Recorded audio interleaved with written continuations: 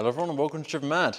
And the chase for the 4x4 lake continues. It does. Now this is my absolute last resort. We've changed the 4x4 solenoid, we've changed the actuator, we have changed the vacuum lines, and what else have we done? There's nothing else to do, is there? No, the last thing to do is this sensor. Now, I got this from Mitsubishi in England. It's the only place I could find a new one for sale. There's no point me risking buying a used one. It cost me £30. And it's an OEM one. And it's OEM. So this goes underneath in the front diff, and then it comes up and just in the passenger wheel well, it's left-hand drive. So the right side wheel well is the plug. So we're going to get it up, take the old one off, and put this one in and hope that this fixes the problem because it's really irritating me.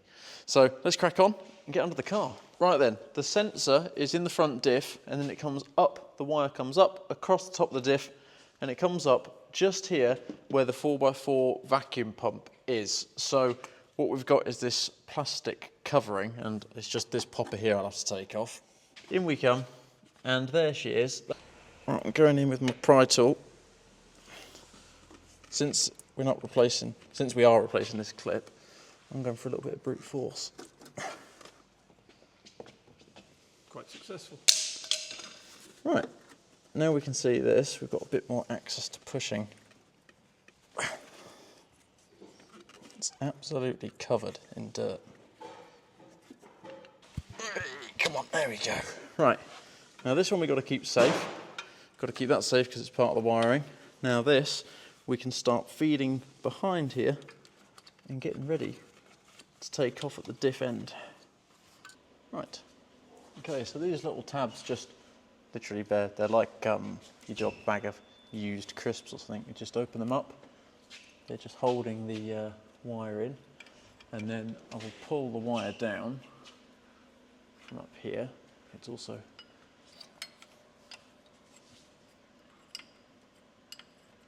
what size is that?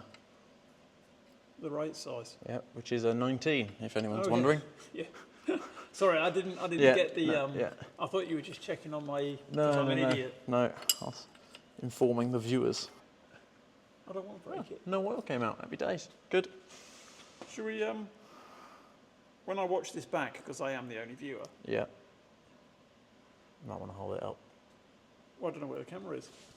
Look, that's it there. So it's got a little spring on it, look, which goes in and out, no problem. Looks absolutely nothing wrong. No, that's why when I looked at it, I thought it's not that, but it's the last thing it can be, surely. Right, we're back, and we've put another washer on here because the one didn't come with a new one, and the old one was like that. Yeah. So we're going to screw this in, but trying not to get the wires too tangled up. So.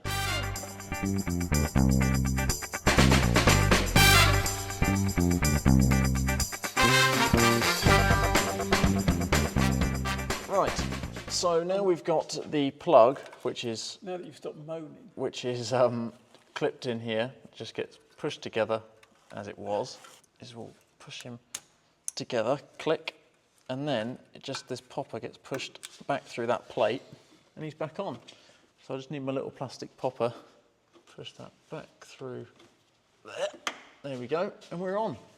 Nicely done. Okay, first start.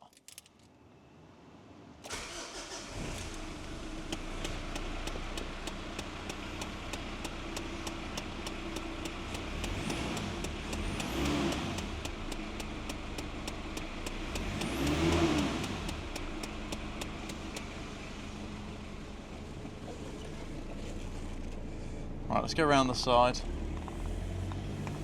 Still flashing. Bloody hell. So 4 low works. 4 high works. And it should just be a boink, flash, drive, and it should go out if it wanted to play ball. Okay, so what did I do? Now, the sensor, like I say, fixed my light issue for 4 high and 4 low, but it didn't stop it flickering when I was in 2-wheel drive. So there was still a slight problem. Now, I went through the car after that because I was really stroppy because the sensor was the last thing I could think of to change. So I decided to go through the car completely with the help of my dad. We looked through all the vacuum lines and came to the conclusion we changed them. There was no problem there.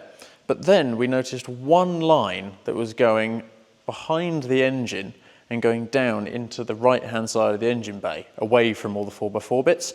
So I'll show that to you now, and you can see if yours is broken as well, because it's one of the vacuum lines that I really did just look over and completely ignore. But it was our culprit. We had a vacuum leak all along, and some may say in the comments that we were really, really stupid for not testing that first, and I think you'd be right. But you live and you learn. Let's have a little look where this part is. Right, now inside the engine bay, you can see here that we have a lot of vacuum lines.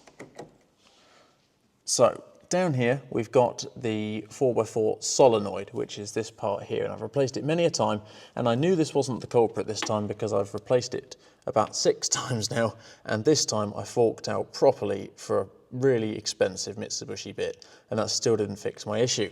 I took off this vacuum tank down here as well, and I cleaned it out. Well, I shook it around, there's nothing in it, and changed the pipes. That made no difference at all. And then if you follow where all these pipes go to, they go to the actuator down below. And if you notice this one solid line, Now I thought it was partly to do with the brake line here. I didn't really think about it, but it does go to the solenoid, and it comes along here, and it goes up the back firewall. Now you can see there, travels along the back, comes round, and in typical Mitsubishi fashion, it goes underneath the intercooler. So I did take the intercooler off, which is very simple.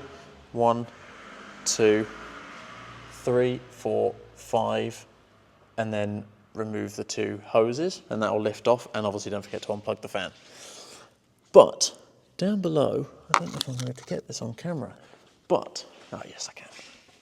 Right, now, here, I might be able to put an arrow on the screen, I might not.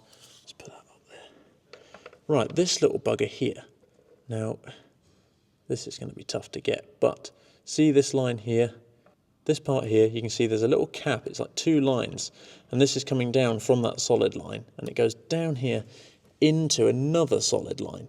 But this one, this line here, where it attaches, was completely ripped off, completely broken in half, and that was causing a very slight little vacuum leak on the engine, and therefore stopping it completely disengaging when it was in 2-wheel drive.